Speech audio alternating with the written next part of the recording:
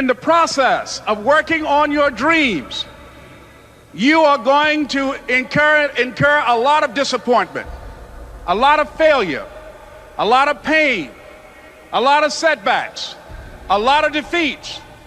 But in the process of doing that, you will discover some things about yourself that you don't know right now.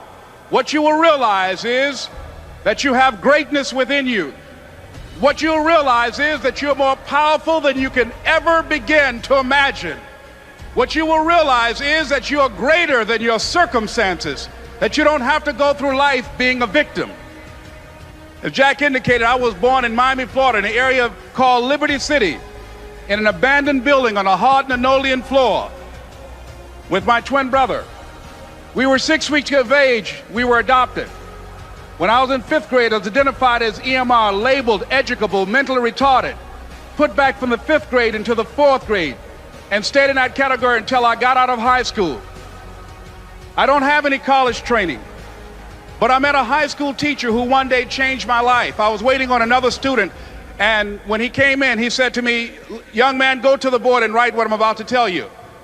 And I said, I can't do that, sir. He said, "Why not?" I said, "I'm not one of your students." He said, "It doesn't matter, follow my directions now." I said, "I can't do that, sir." He said, "Why not?" I said, "Because I'm educable, mentally retarded." And he came from behind his desk and he looked at me. He said, "Don't ever say that again. Someone's opinion of you does not have to become your reality." I'm saying this is a time more than ever that you want to begin to inoculate yourself with positive words, coming to conventions, showing up on meetings, being on the calls, to make yourself unstoppable, to get out of your mind the polluting negative thoughts that's causing most people to go through life being stuck because they're volunteer victims. Somebody said that many people die at age 25 and don't get buried until they're 65 because they got so much garbage in their minds. You are here because you've got a clear vision of what you want and where you're going. Give yourselves a round of applause. Don't worry if they don't get it. Don't try and convince people to do this business. A person convinced against their will is of the same opinion still. You are not like everybody else. You can walk outside and find pigeons, but if you're looking for eagles, it's going to take you a minute. You are different. It's lonely at the top. How many of you know it's lonely at the top? Raise your hands. It's lonely at the top, but you eat better. That's what I'm talking about. You're different.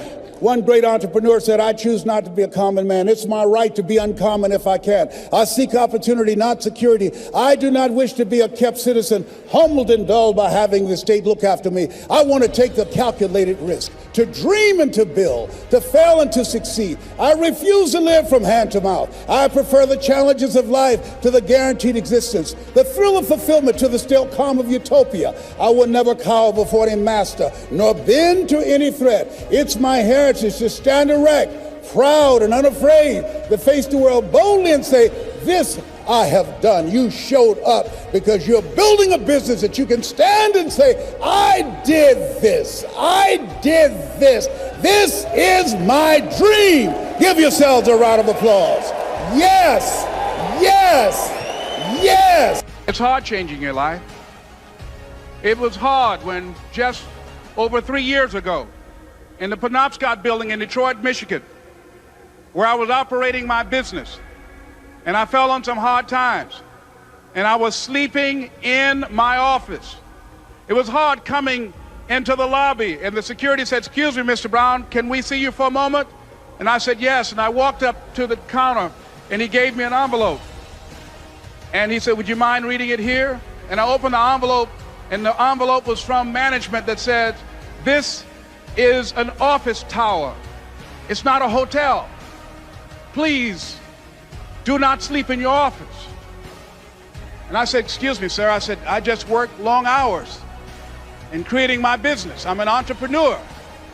And right now things are bad for me, but they're not going to be this way always. And I just asked for the opportunity to continue to operate like I'm doing. I'm not trying to make this my home." And it was hard coming through the lobby. And sometimes they would laugh. There's a guy talking about becoming successful. And look at him. He's bathing in the bathroom upstairs on the 21st floor. He sleeps on the floor. Him and 2 other dreamers up there. Look at him. It was hard, ladies and gentlemen, coming to speak to people. And I was facing financial difficulties in my own life. I was behind on my bills and my dreams, and I'm saying to them, you can live your dream. It was hard, ladies and gentlemen. It was very difficult to pick myself up each day believing that I could do it. There were times that I doubted myself. I said, God, why is this happening to me? I'm just trying to take care of my children and my mother. I'm not trying to steal or rob from anybody. Why did this have to happen to me? It was very hard. And here's what I want to say to you. For those of you that have experienced some hardships, don't give up on your dream. No one could have convinced me by holding on, by continuing to push forward, by continuing to run toward my dream, that one day I would have my own talk show. It's a long shot, ladies and gentlemen, from Liberty City, an abandoned building on a floor, never knowing my mother or father. It's a long shot. Being here with you today in this dome in Atlanta, it's a long shot. No college training, labeled educable, mentally retarded, but I kept running toward my dream. Don't stop running toward your dream. Here's what I discovered that happens to you in life, that you will go through things, and while you're going through them, you can't understand why it's happening to you. But after you go through it, and you get back and you look at it and you say, oh, now I understand why I needed that lesson. Have you ever happened to you? Raise your hand. Has it ever happened to you that I couldn't understand it then, but after I got through it, then I saw that was preparing me for bigger and better things. That as you go through the challenges of life and you look at it and embrace whatever comes to you, don't run from it. Step toward it. Don't try and duck it like most people do. See, most people want it easy. See, easy come, easy what? Easy go. See, but when you go at what you're going to deal with and you deal with the difficulties of it, when you handle those hard things close at hand, making those hard decisions right now that you don't want to make, learning those things that you don't like to do, but you know that in order for you to get where you want to go, this is one of the hoops that you have to flip through. And I'm saying to you, whatever you got to do, do it, because if you don't, life is going to whoop you until you surrender and say, okay, all right, I cooperate, okay, I learned, okay. It had to wear me out a long time. So if it's hard, then do it hard. You're going to focus to develop your skills. The guy was the new owner of a baseball team that was in the basement of the league when he took it over. He went to the picture and he said, what is your best throw? He said, well, I got a good curveball and I've got a good fastball. And he went on talking about his different throws. He said, but tell me this, what is your best throw? He thought for a moment. He said, I've got a good fastball. He said, that's all I want you to work on. Nothing else. Just develop your fastball. The next year, they went to the World Series. Most people don't know where their fastball is. Most people go through life never discovering what their talents are. Most people never develop their talents. They have skills and abilities, but if you don't nurture them, if you don't develop them, they will never serve you. Your gifts can take you many places if you develop your gifts. Most of us don't like to do those things that come easy to us. I've always loved to talk to people. I decided, taking this advice, to develop my skills as a speaker. And my gift has developed and it's taken me many places. You have something that you brought to the universe. And that if you decide that my life deserves my developing this, what I do well, and becoming the best at it and mastering myself and seeing what I have within me, if you decide to drop your buckets where you are and develop your gifts, I grant you, you'll never ever be without.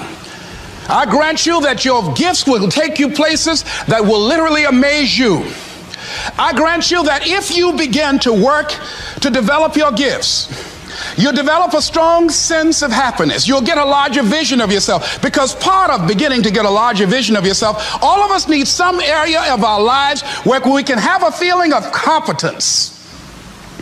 That people know when they think about this area, that's something you do. That you eat and sleep that.